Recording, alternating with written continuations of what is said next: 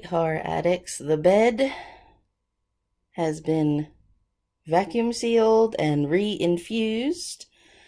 So I'll leave that sit, and tomorrow I'm actually braving a store run to get some of those finishing linens for that. My hot glue gun is heating up to finish the carriage.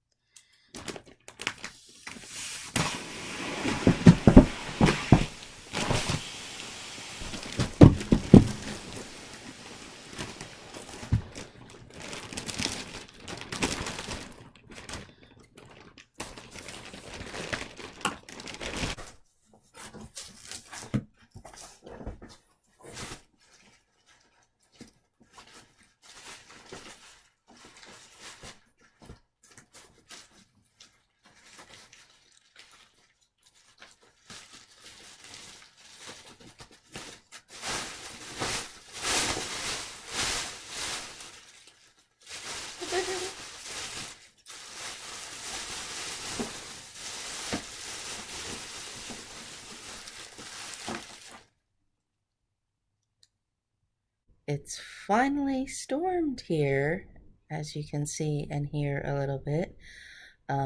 It's been hot and it's been muggy.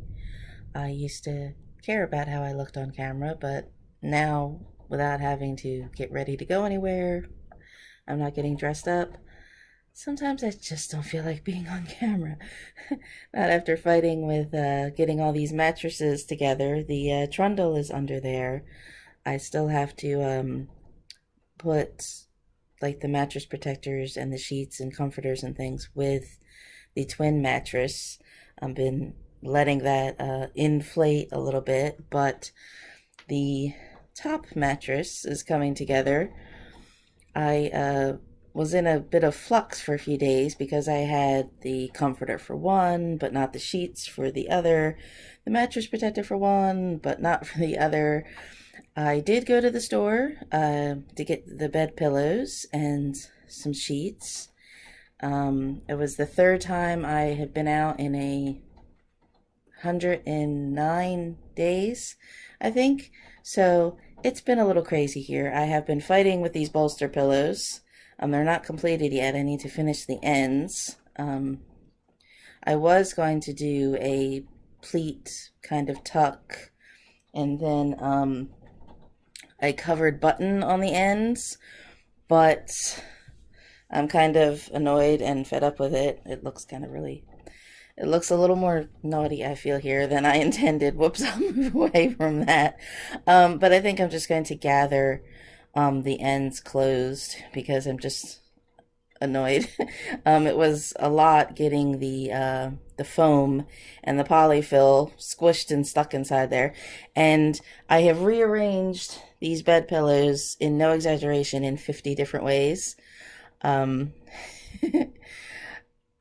I still am not sure if I'm pleased with it or not. I like the slightly centered but also asymmetrical kind of look. I like things to be centered on the window to make it sort of a completely dramatic bed, but you enter to my right through the door, so I feel like that this is the angle that you sort of see. And being that it's white drapes, I started to feel like maybe there wasn't enough white in the bedding to sort of match, to coordinate. You can see this is actually, it has white in it and kind of it's maybe a more golden green kind of sage. But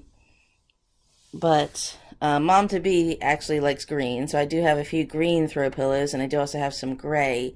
And the sheets there, I did get plain red sheets also to match as a change, but I also went with that little bit of a little gold kind of print pattern. And a couple of these little pillows you can actually see are two-sided.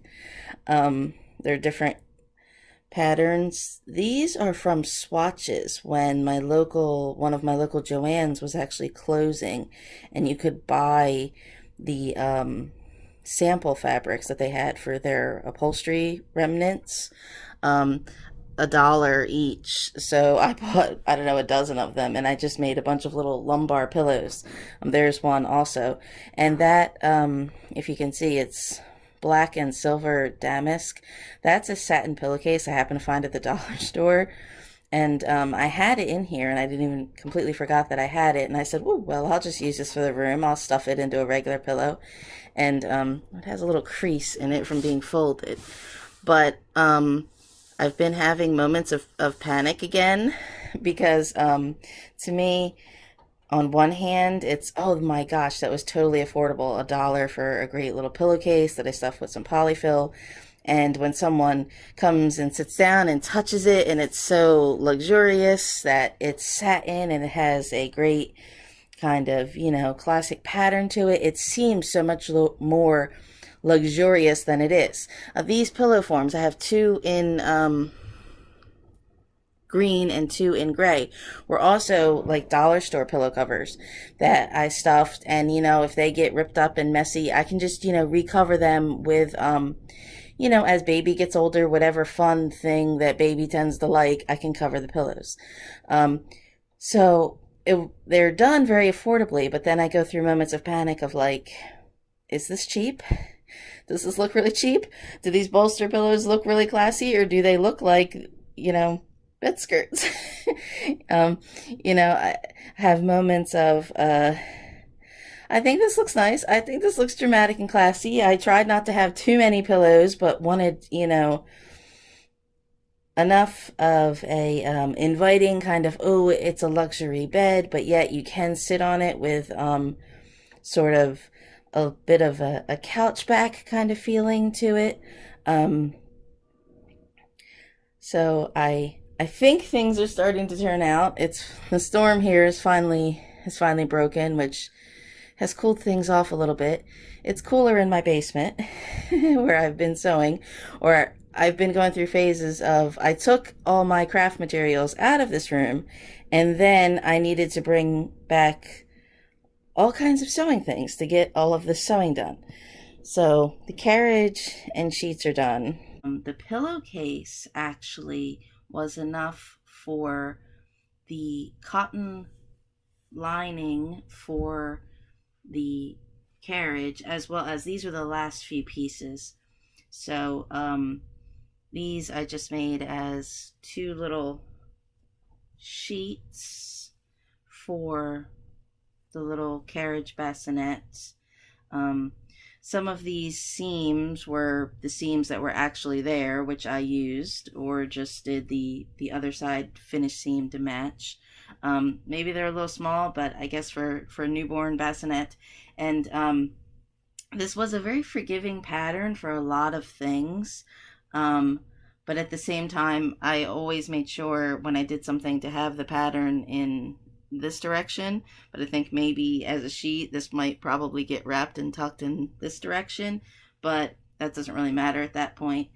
So two sheets to match the interior of the carriage, and this was the rest of the pillowcase that I actually just folded in half. There's not any kind of other of the cotton batting inside here, but this just makes it maybe just a little thicker of a blanket sort of style for the carriage. And I did also get regular waterproof pads and liners to go for the carriage and the changing table. I thought it had to be creepy sticky vinyl, but they actually make all kinds of new fancy waterproof things, which was pretty fascinating to me.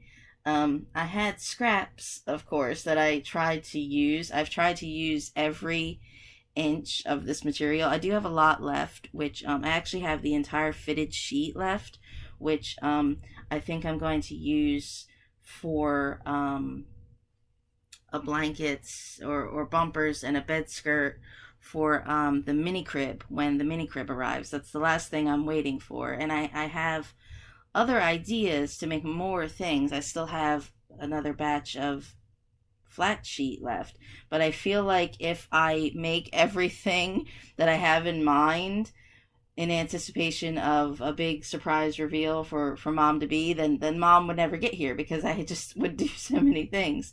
So some of these were some scraps. This was, I don't know, a piece of an end that I just folded and hid the ugly seam on the inside with a little piece of stray elastic, and then made a bow. Again, for the little things, I wasn't necessarily worried about the pattern, but the elastic is not like super stretchy. It was actually old elastic that I used for the headband and for the little mitten kind of things. It was the elastic from the navy sheet that I also used for some sheets and burp cloths, and actually a hamper. It was a navy sheet that got kind of faded and ripped and damaged in the dryer. So that's for the more soil linens. You know, I don't care what happens to those. But the elastic in there also, it was a fitted sheet, was pretty kind of stretched and ruined. So I don't think this is going to kind of suction on baby's head and be hurtful, but just as a cute, jazzy little accessory. I don't know, a little Christmas kind of accessory. These are some form of mittens. I wouldn't say 6 pair. I have 6 of them. And again, I just folded down little seams and folded down a little channel for the elastic, and did kind of a gather with the elastic, but again, I'm not looking at the camera, I'm looking at my objects. Sorry, you can see they're not like forceful stretchy, but just enough to stick on little baby hand. And I mean, they're big enough. I think that early on newborn, they might also match as little booties. So it almost seems like there could be a set of booties, a set of mittens, and a set of extra. And I wasn't, again, necessarily worried about the pattern. I was just folding over. This was one piece of scrap, but there's a nice deer in one and a nice deer in another, I suppose. So, but they're all also kind of maybe not necessarily the same size and shape slightly, but does that really matter? I don't think that really matters. And I used every inch of these materials as possible. So this was all, if you can even see, a lot of this was just white on white sewing, which I'm not used to. I struggle with black on black because it's very difficult to see. You need a lot of light. But white on white was actually kind of so much easier in comparison. But I did not finish any of these seams or worry about a lot of lining on a lot of these because I thought they're only going to be used for a few months of newborn baby who's not going to do much of anything. What does it matter?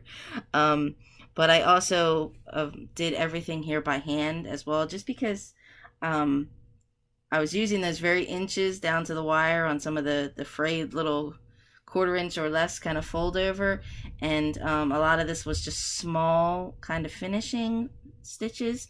And this cotton flannel holds up very well. It's very soft and durable, but there are occasionally, if I had pins in for too long, you could still see a few little pinhole prick spots. So I didn't want to go through also with a machine on like a heavyweight kind of needle, where I would be leaving a lot more pinprick holes as I was doing the stitching.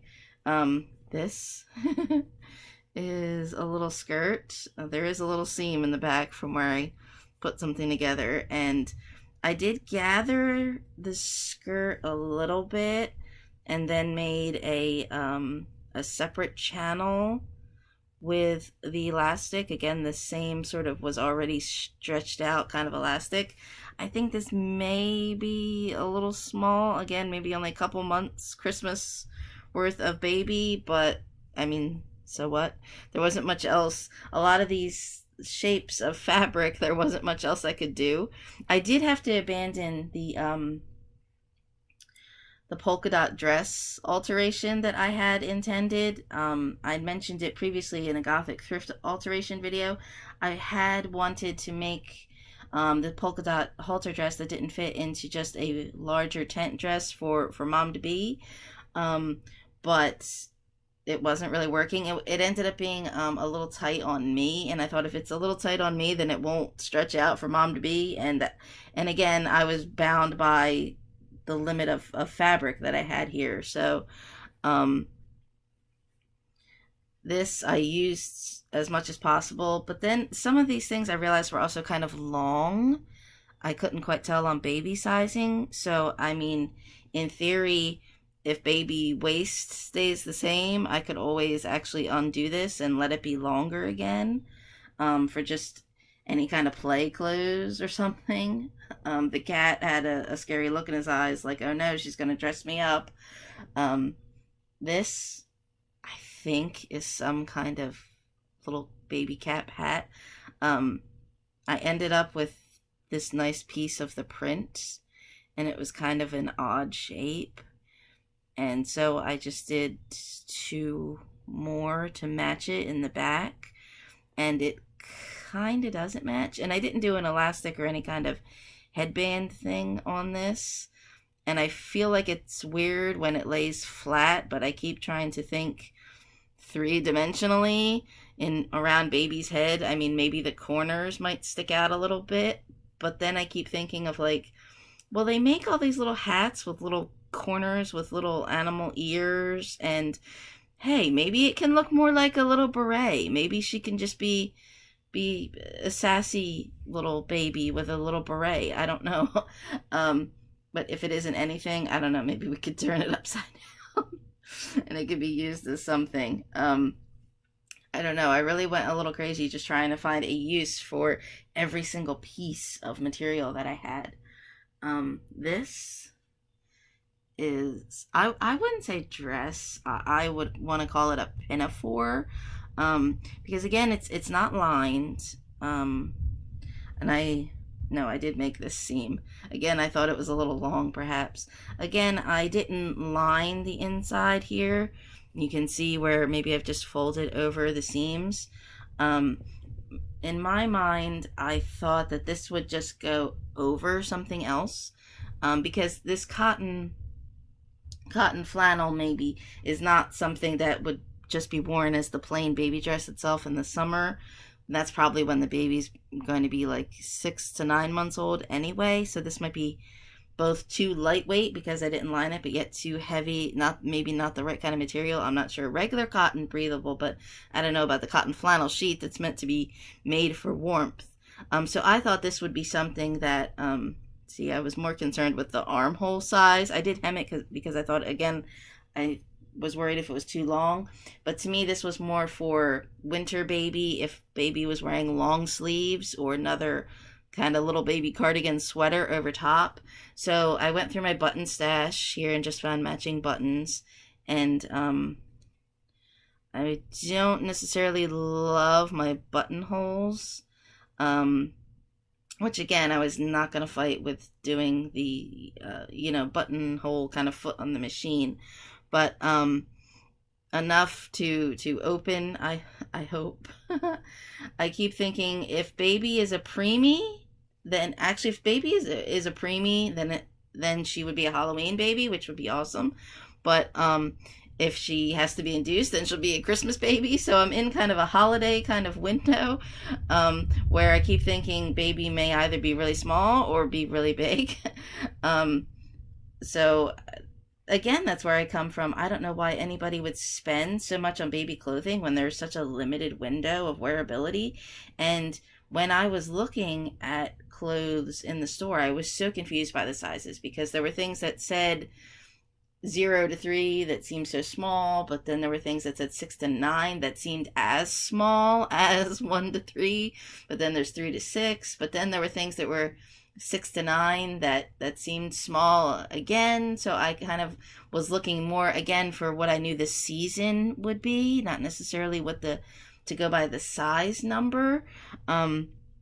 So this I think may have a little bit of life out of it just because it can be used multi-purposely with the leg warmers now they make for babies or stockings, and then for different little short sleeve and long sleeve, I guess, kind of onesies or shirts underneath. So I am tempted to make long sleeves and short sleeves. or little footy pants kind of things. But again, I have to stop making things at some point, because, and each of these things maybe only took a few hours or a day, and but I have to stop making things at some point. And this, I actually got the pattern from another little dress that I had purchased. So, which I'm not even sure. I guess might have been 3 to 6 months. So that's where I got the kind of, to make sure I got the A-line kind of shape correctly, which you can do for, adult clothing. Like this went through, I traced the shape that I wanted, stitched it through in a day, and I thought, oh geez, if only, adult black dresses were this easy. But that it can be done. It obviously could not be done in a day, but if you have a dress that you really like, you can probably trace it out on practice, your mock-up kind of fabric first, to make sure you're getting the shape that you want. This big giant thing you may have seen on the floor here, I didn't know what to call it. I kept picturing like a receiving blanket, the swaddling kind of back when I was a kid, where you learned how to fold, like triangle, triangle, triangle, and tuck around the baby. But I knew they made today sort of pre-done kind of sleeping bag kind of things or something, but I wasn't sure how they were constructed or designed. But